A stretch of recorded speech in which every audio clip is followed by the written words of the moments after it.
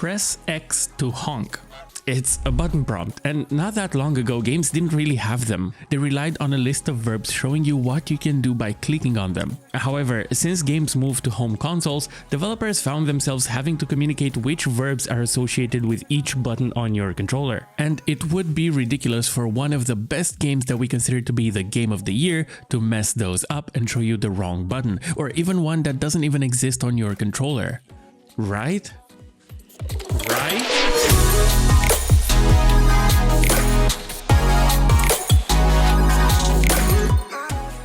So this has been a thing that bugged me for a long time now, and I have set it as my personal mission to improve the state of button prompts in this industry. So there will be a little gift at the end of the video. Now, even though consoles entered the household in the early 70s-ish, it took a long time until standards were put in place. Most developers were kind of winging it, even in the late 90s, experimenting with nightmare fuel radial menus or aiming with the page up and page down buttons in some shooters. Since console development took priority over computers due to perceived bigger market shares, PC Master Race players usually ended up with console ports of their favorite games. And if you were a PC gamer in the 2000s like I was, you should remember the waves of shit ports we were constantly fed as the only alternative. Since they were developed with a controller in mind, the adaptation to keyboard and mouse was not a main concern for the developers. So PC games that allowed you to actually click on a menu button with your mouse was a rare sight. That's how we're still ending up with games like Magic the Gathering on the iPad asking me to click to continue with my finger, and Dark Souls asking me to press the A button to pillage a corpse on a keyboard. In Sonic Generations, not only does the game ask you to press a button that does not exist on your keyboard, but the developers locked themselves into that decision by having the button prompt baked into the voice line. Press the X button here to use the spin dash to break through the rocks and continue on. I cannot recommend any developer do this, as it creates a ton of problems in the future when it comes to accounting for multiple input methods. And the solution to this is fairly simple. You have to make your game actively check for what type of input is being used and swap button prompts accordingly. I know this because I've done it myself. In my game Move or Die, we accounted for every major controller brand, and we created the textures and sorted them in such a way that they are easily swappable if players change their input methods on the fly. We also hide the mouse cursor if we detect a controller input and show it again if the mouse moves more than a handful of pixels. I think this is one of the best ways to account for this problem, and we later on added more prompts to account for newly released controllers and even implemented the ability to rebind buttons on controllers, which nowadays is supported at the platform level, be it Steam or Xbox, which is lovely. Sometimes games have a little bit more fun with button prompts, and as a result they keep popping up in various videos and articles due to their humor, like the recontextualized stealth tutorial in Shadow of Mordor or in Portal 2 where you have to press space to say apple. I made a whole video about invisible tutorials and how they relate to button prompts like these. Link should be on the screen right now. However, sometimes the problem goes much deeper than simply showing the wrong button prompt, and for that, I'd like to take a look at the button prompts in Sea of Thieves.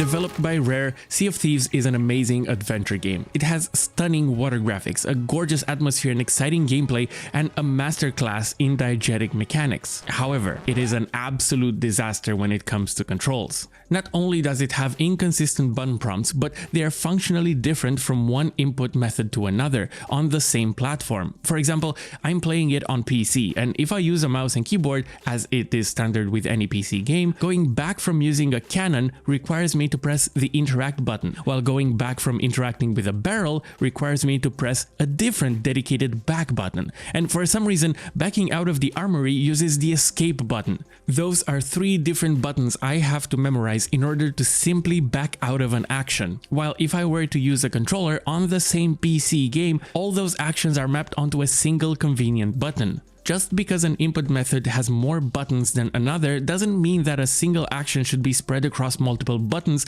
without any benefit to the player. Instead, keyboard button mapping should make sense following some agreed upon conventions. For example, escape should be the equivalent of that B button on a controller, or even X would do. Any one button really, because the last thing I need during a heated ship battle is to remember which button allows me to let go of my cannon. If conventions are not followed, you'll end up with a mess of buttons like in Marvel Ultimate Alliance, where they ask you to press escape to accept. I think developers should minimize the difference in advantages between input methods as much as the game design allows, especially in a competitive online multiplayer game. The troubling thing is, this is one of the smaller problems Sea of Thieves has when it comes to button inconsistencies. And if you'll allow me, and bear with me, I'm about to go on a little tangent about some of the problems and inconsistencies I've noticed in this game, starting with the biggest offender, secondary interact.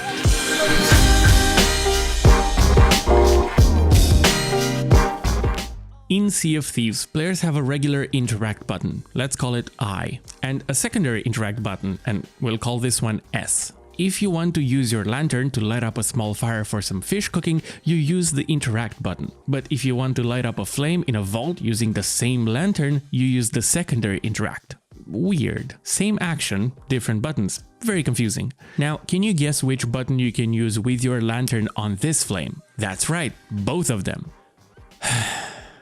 Since Sea of Thieves is a game about pirates, there are a lot of places where you can store your resources like food and cannonballs. You can put them in a barrel with the interact button, same for when you want to open a chest, but if you want to put something in a storage crate or a rowboat, you have to use secondary interact. Now, can you guess what the interact button does on a storage crate? Does it open it? No, it makes you pick it. You pick it up. I fucking hate this game. A solution to this inconsistency would be to ensure that the most common interactions with objects, like opening a crate, are done through the same single button. The important part here is to make sure it's consistent throughout all your game's interactions. And any additional actions like picking up that crate could be done by holding down the same button. One of the more frustrating inconsistencies is when the game outright teaches you in the first 5 minutes of the tutorial that you use interact to talk to a character, only to realize that most characters actually use secondary interact to talk to them in the real game. Except for some of them that use the regular interact All of this is incredibly confusing, and it can be fairly easily ironed out by taking a good look at the player's affordances and mapping them accordingly to buttons that make sense following agreed upon conventions. That was a very long sentence. However, once that is done, you have to also be careful with how you visually present those button prompts to your players.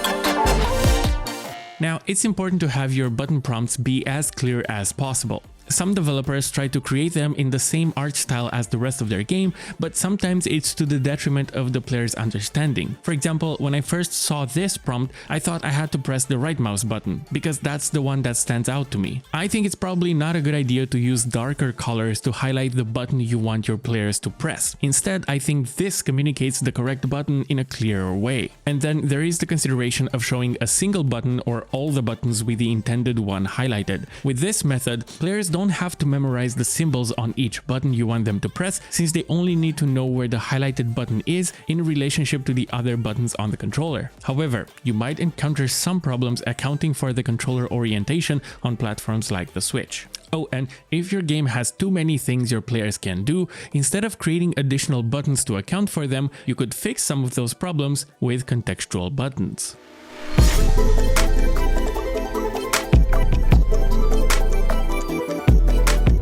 Apex Legends was praised on release for their contextual pinging system, where player communication is boiled down to a single button press that changes outcomes based on context. Pressing it over a piece of gear will notify your teammates of its existence, while pressing it over the enemy will play the appropriate voice line as well as mark them on your teammate's screen. Those were two of the many examples the ping tool can be used for rapid, easy, and efficient communication. It worked. Back in the mid-90s, King's Quest and Monkey Island consolidated the outdated list of verbs from previous adventure games into a simple contextual 3-button interface represented by the equivalent of a hand, eyes, and a mouth. The reason these contextual interactions are great is because they rely on agreed-upon conventions, and therefore we already have a basic understanding that using a mouth can be used to talk to someone but also to eat something, and the same applies to the other two. Sea of Thieves kind of has a contextual button where you can press it to cycle through instruments. This is one button that allows you to access multiple instruments with one action. However, these have little to no mechanical use in-game. The thing is, the game never teaches you that this button exists. You have to find it yourself by digging through the key rebinding menu. What the game does teach you is that you can reach those instruments by navigating a series of nested radial menus, where you can find a nested menu within a nested menu, and it's just a mess. I think no game should ever do this. It's annoying to navigate even on a controller.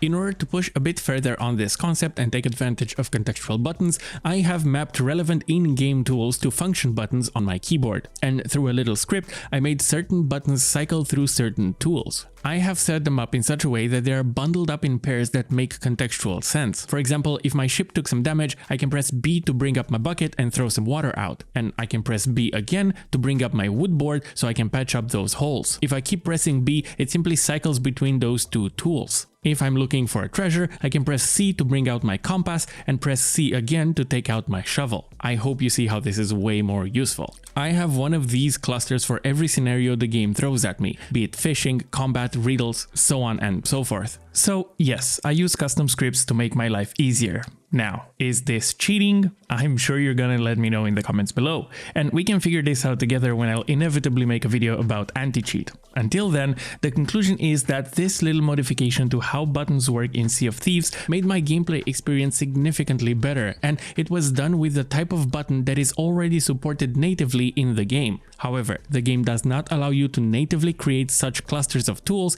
other than the already provided instruments one, and I really wish it did. But enough about Sea of Thieves. We're approaching the end of the video, and I promised a little gift, didn't I?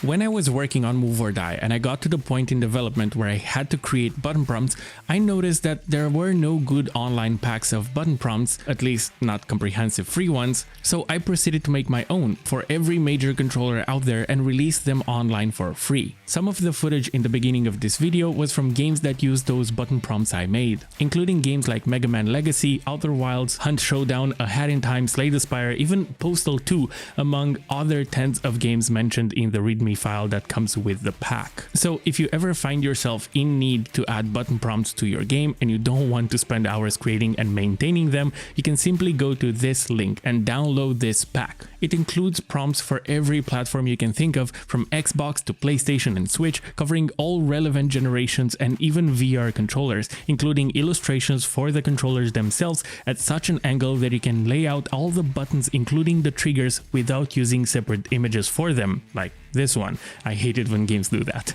The keyboard prompts come in both light and dark variants, with a few blank options if you'd like to use your own font to make new ones. There are also vector sources including for all the prompts, and the entire pack is in the public domain under Creative Commons 0, which means that you can use them in both personal and commercial projects completely free, even without crediting me. I also tried to design these prompts in a visually neutral language that should fit most art styles, and I'm hoping that this way I can save you and other developers some headache and time, allowing you guys to focus on the more important parts of game development. Here is the link again, so you don't have to rewind the video, completely free, with more details in the text file included, my little gift for you. So this was me rambling about button prompts for way too long, and if you end up using these prompts, make sure to put them to good use, because I'm hoping that if you do so, you'll be inspired to add some value of your own out there that other developers get to use sometime in the future. And if enough of us do that, we'll make this industry a little less shit. So let's do that. Oh, would you look at that, it's the end of the video. So I have a question for you. Yes, you, the one who is watching this video and is doubtful if I'm addressing you or not. You know when YouTubers do that annoying thing where they try to get you to leave a comment by saying, "Let me know what your favorite game is in the comments below." That is fucking annoying. So I figured I should ask you, what do you think is the best way to encourage comments and discussion on these types of videos? Or more specifically, what works in your case? I'd honestly love to get some input on this, because I'm still new to this and I suck at it, so I'll be keeping my eyes on the comments. See you there.